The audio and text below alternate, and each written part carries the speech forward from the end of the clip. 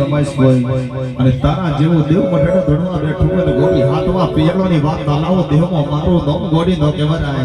કે તાણે કદાચ ઇતિહાસ કેવું ગવાતો હોય બાપ અરે રમવાયા મોર દેવી રમવા